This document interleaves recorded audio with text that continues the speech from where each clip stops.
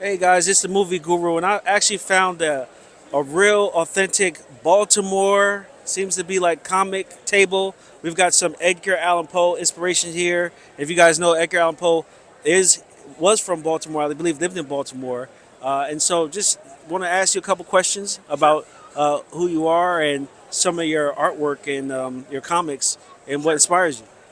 My name is Scott Larson. I am an independent comic book artist who became a creator of a comic book series called Visitations. Visitations is modern history as seen through the eyes of the residents of an old Victorian cemetery.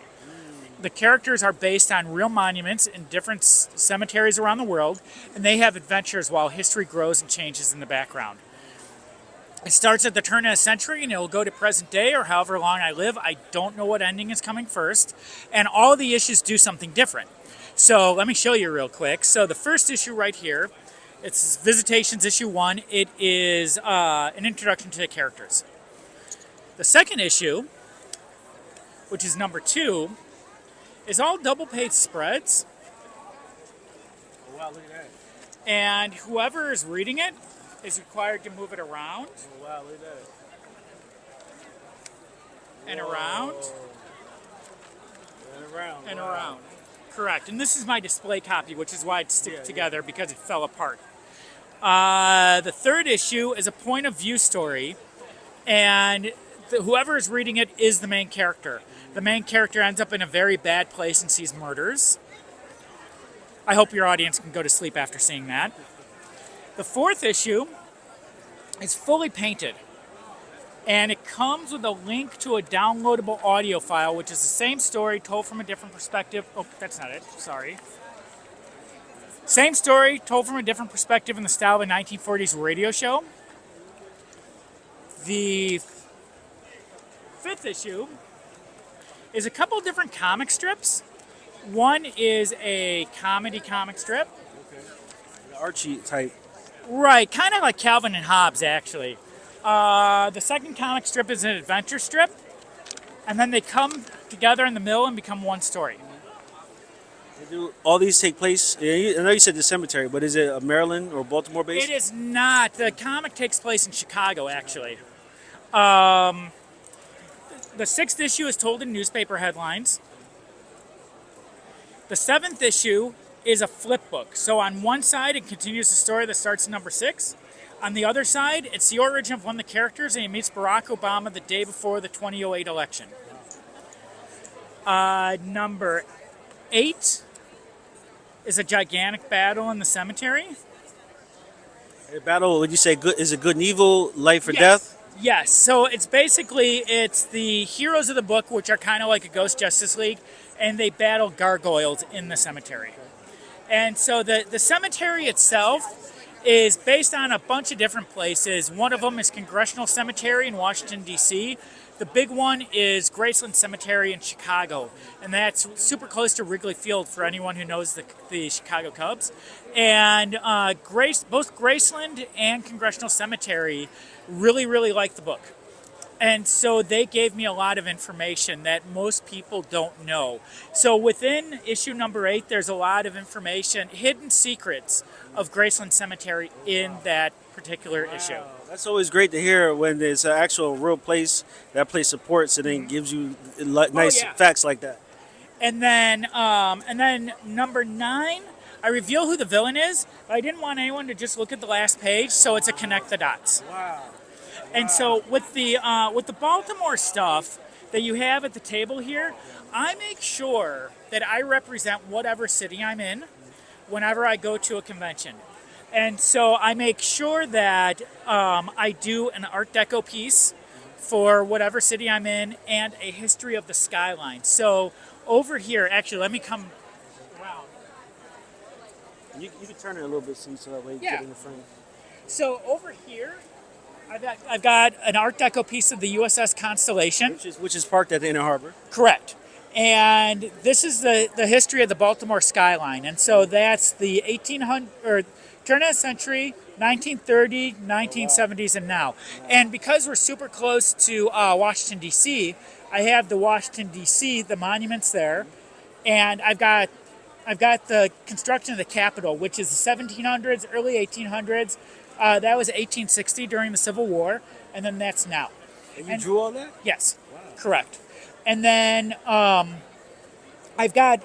I always used to make sure that I only represented what city I was in, and then people started asking me for different cities. So I was, for example, I was at C2E2 in Chicago, Illinois, back in March, and somebody wanted the Boston skyline, but I didn't have these. They just asked if I had them, so I started advertising that I do have those as well.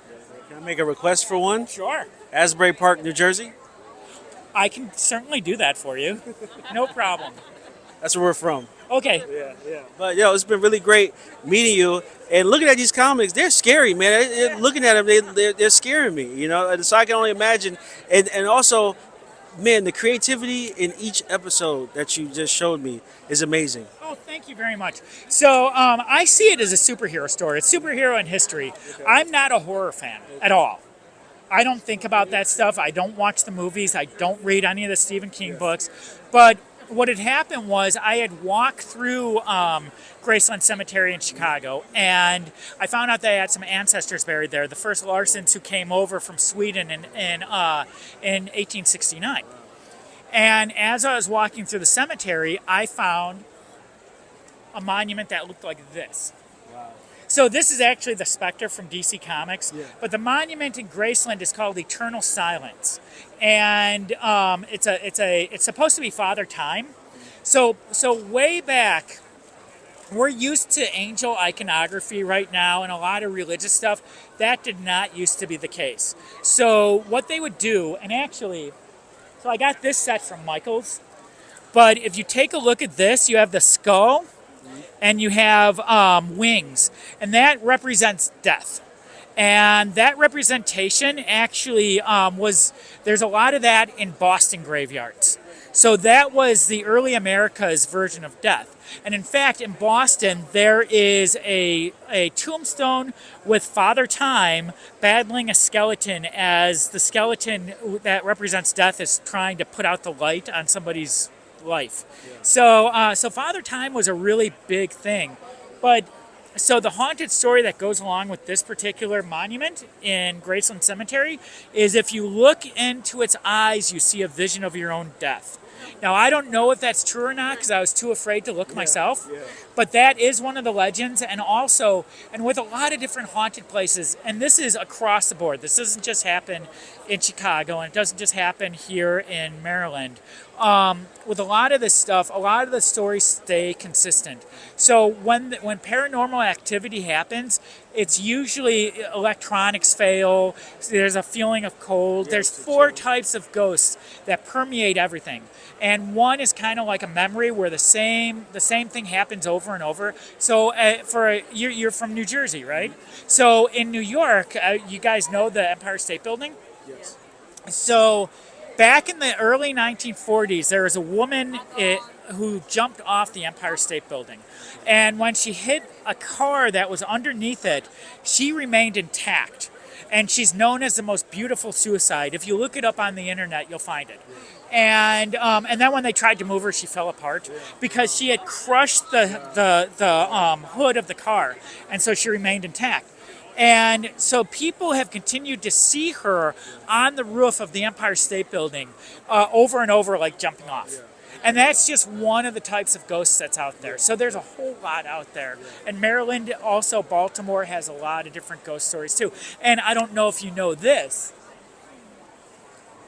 The Ouija board was created in Baltimore. Yeah, I've been walking downtown and I've seen the plaque next to the 7-Eleven, I believe. Correct. So that 7-Eleven was the company where the Ouija board was created. And apparently the doors fail on there all the time. Yeah, I didn't want to go in there. Okay. I was like, I'm not going in there. You don't know what was going to be in your Slurpee, right? Yeah, I don't play around with the Ouija board. That's like the one thing that I believe is actually a gateway or a connection. Oh, what about tarot cards? Well, I do see the power in tarot cards, but I see it as empowerment, because motivation, right? Seems to help a lot of people. Mm-hmm. Yeah. Well, this has been great talking to you, Scott. I'm really happy to hear about Visitation, and I know everybody out there will be as well. So where can they find you at? I can be found. The best way to contact me, and anyone who contacts me and sends me an email gets a free digital copy of the first issue of Visitations. And that email is visitationscomicbook, all one word, at gmail.com. And then you can find me on Instagram at Scott J. Larson Art. And then I'm on Facebook as Scott Larson Illustration. And that's it. I'm not on anything else. It was very nice to meet you, Scott. And listen, when you guys get here to Baltimore Comic Con, that's going on today, Saturday, and tomorrow, Sunday, make sure you stop by Scott's booth. You know what your booth number is? It's H24. All right. And see you here in Baltimore.